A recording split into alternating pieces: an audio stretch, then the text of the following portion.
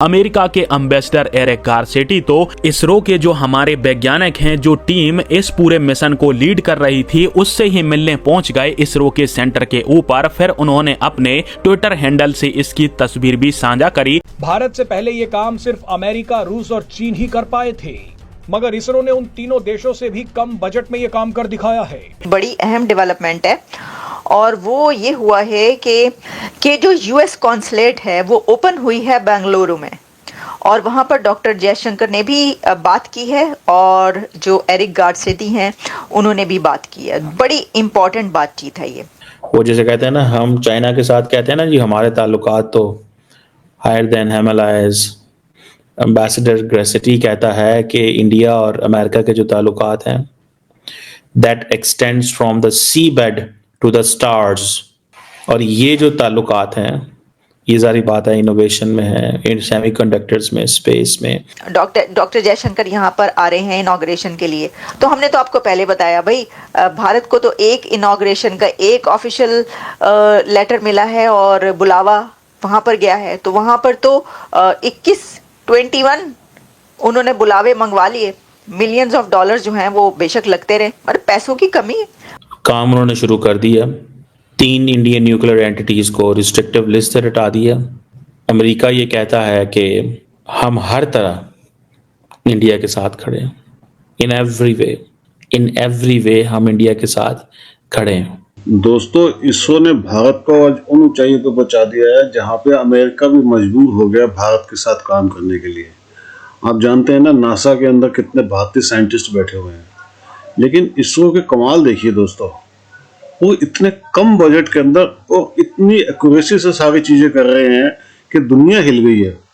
आप जानते हैं, ये जो स्पार्टक्स का जो प्रोग्राम था, जिसको भारत ने फर्स्ट अटेम्प्ट में किया है, इसको करने के लिए चीन को कई अटेम्प्ट लगे थे, अमेरिका और रशिया को भी कई अटेम्प्ट लग गए थे, लेकिन भारतीय साइंटिस्टों ने इसको एक ही बारी में और इतने कम बजट में करके दिखा दिया है।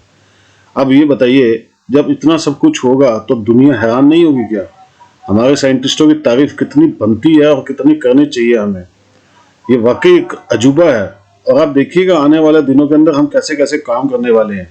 इस मिशन ने हमें बहुत मीलों आगे पहुंचा दिया दोस्तों। अब हम अपना स्पेस स्टेशन भी बनाएंगे, चांद से सैंपल भी लेके आएंगे, और उसके बाद हम दुनिया को दिखाएंगे कि भारत विश्व गुरु बन चुका है। यही हमारा सपना है दोस्तों, यही भारत का सपना है, हर भारतीय का यही सपना है। हमें विश्व गुरु बनना ही बनना है। कमेंट्स कीजिएगा, वीडियो को लाइक और चैनल को सब्सक्राइब जरूर कीजिएगा। Thank you very much. America के जो एम्बेसडर ग्रेसिटी हैं, वो इंडिया जो है वो से जा रहे हैं, लेकिन वो जाते जाते एक बेंगलुरु के अंदर अमेरिकी कॉन्सुलेट खोल के जा रहे हैं। ये देखें कि और इंडिया कर क्या रहा है। इंडिया को अब जिसे कहते हैं ना B1 B2 चाहिए, इंडिया को H1B चाहिए, ठीक है जी। और डॉक्टर जयशंकर भी इस जगह मौजूद है जहां पे ये कॉन्सुलेट खुला है। अब काम उन्होंने शुरू कर दिया। 3 इंडियन न्यूक्लियर एंटिटीज को रिस्ट्रिक्टिव लिस्ट से हटा दिया। अमेरिका ये कहता है कि हम हर तरह इंडिया के साथ खड़े हैं, इन एवरी वे हम इंडिया के साथ खड़े हैं। और जब वो लोगो अनवील हो रहा था बेंगलुरु के अंदर और सारा कुछ हुआ, और इंडिया अब कह रहा है कि जी फुल वो जिसे कहते हैं ना पोटेंशियल पे लेके जाना है।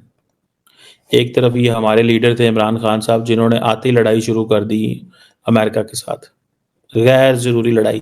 और इससे आप अंदाज़ा लगा लें कि इंडियंस जो हैं वो कितनी एडवांटेजेस पोजीशन में आने वाले हैं अगले कुछ दिनों में।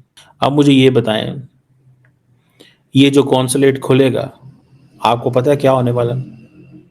सिर्फ और सिर्फ अमेरिका की प्रेजेंस जो है वो बेंगलुरु में बढ़ानी है। सिर्फ कर्नाटका के अंदर 700 अमेरिकन कंपनीज हैं और हज़ारों अमेरिकन सिटीजन्स हैं वहाँ पे जो वहाँ काम करते हैं। सो आप इसी से अंदाज़ा लगा लें वेयर दे आर गोइंग। वो जैसे कहते हैं ना, हम चाइना के साथ कहते हैं ना जी हमारे ताल्लुकात तो हायर देन हिमालयाज। एम्बेसडर ग्रेसिटी कहता है कि इंडिया और अमेरिका के जो ताल्लुकात हैं, that extends from the seabed to the stars. और ये जो ताल्लुकात हैं, ये सारी बात है इनोवेशन में है, इन सेमीकंडक्टर्स में, स्पेस में, एंड पर्टिकुलरली सिलिकॉन वैली जहाँ पे वो हैं कैलिफोर्निया में।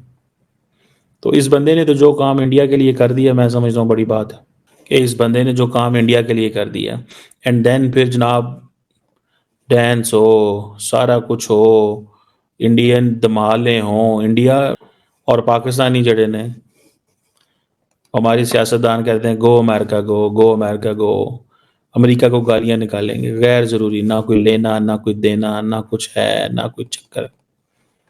पता नहीं क्या मजाज है, क्या सोच है, हम क्या समझते हैं, हमें इस चीज़ का अंदाज़ा ही नहीं है यार कि अमेरिका जो है वो हमारे लिए कितना इम्पोर्टेंट है।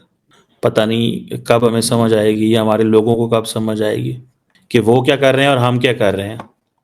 हम रो रहे हैं जी अमेरिका ने हमारी हुकूमत गिरा दी, वो कहते हैं यार ये आपका इंटरनल मसला है, क्यों आप लोग हमारे पीछे पड़े हो। बड़ी अहम डेवलपमेंट है और वो ये हुआ है कि जो इंडिया और अमेरिका है उसके रिलेशंस बहुत ही स्ट्रॉन्ग होते चले जा रहे हैं। वैसे तो इसमें बहुत सारे फैक्टर्स हैं जिस पे हम कई बार पहले भी बात करते रहे हैं, लेकिन अभी की जो डेवलपमेंट है वो ये है कि जो यूएस कॉन्सुलेट है वो ओपन हुई है बेंगलुरु में और वहाँ पर डॉक्टर जयशंकर ने भी बात की है और जो एरिक गारसेटी हैं उन्होंने भी बात की है। बड़ी इम्पॉर्टेंट बातचीत है ये। आप ये समझ सकते हैं कि ख़ास तौर पर इस वक्त जब अमेरिका के अंदर एक नई गवर्नमेंट आने जा रही है और अमेरिका में प्रेसिडेंट इलेक्ट डोनाल्ड ट्रंप अब ओथ लेने लगे हैं 20 जनवरी को, तो उससे चंद दिन पहले 2-3 दिन पहले बेंगलुरु में स्टार्ट होना यूएस कॉन्सुलेट का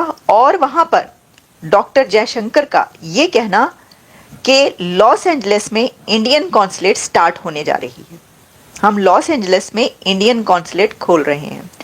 ये एक बहुत बड़ी डेवलपमेंट है, ये एक बड़ी बात है और इससे ये पता चल रहा है कि जो ट्रम्प का एरा है उसमें इंडिया और अमेरिका के रिलेशन से कितने स्ट्रॉन्ग होंगे। अब बेशक एलाई नहीं है पाकिस्तान और अमेरिका, लेकिन जो काफ़ी जंगें हैं वो एक साथ लड़ी हैं और अमेरिका के कहने पर ही जो है वो लड़ी गई हैं, अफ़गान जिहाद से लेकर काफ़ी कुछ। लेकिन जो इंडिया का रिलेशन है वो अमेरिका के साथ और तरह का है और अब तो बिल्कुल ही, यानी आप ये देखिए ना कि अभी डॉक्टर जयशंकर यहाँ पर आ रहे हैं इनॉग्रेशन के लिए। तो हमने तो आपको पहले बताया भाई भारत को तो एक इनॉग्रेशन का एक ऑफिशियल लेटर मिला है और बुलावा वहाँ पर गया है, तो वहाँ पर तो 21 उन्होंने बुलावे मंगवा लिए। मिलियंस ऑफ डॉलर्स जो हैं वो बेशक लगते रहे, पर पैसों की कमी है। मुझे बताइए पैसे की कोई कमी है वहाँ पर? पैसे की किसके पास कमी है सर? और पॉलिटिशियंस के पास कहाँ पैसे की कमी होती है? नो वे। तो वो ढेर और ढेर पैसे दे दे के जो है ना वो इनविटेशंस मंगवाए जा रहे हैं और वहाँ से पता नहीं कितने 20-25 कितने लोग, मुझे तो लगता है 21 तो अभी मैंने आपको बता दिया था अपने पिछले प्रोग्राम में। अब देखते हैं ऐसा ना हो कि सबसे बड़ा जो डेलीगेशन है पता चला कि ट्रम्प की इनॉग्रेशन में वो पाकिस्तान गई है कि पैसे दे दे के पाए। देखिए ट्रम्प जो है इस वक्त उनके ये for the very first time in American history है कि जो प्रेसिडेंट अब आ रहा है उसने सबसे ज़्यादा डोनेशंस जो हैं वो इकट्ठे कर लिए हैं।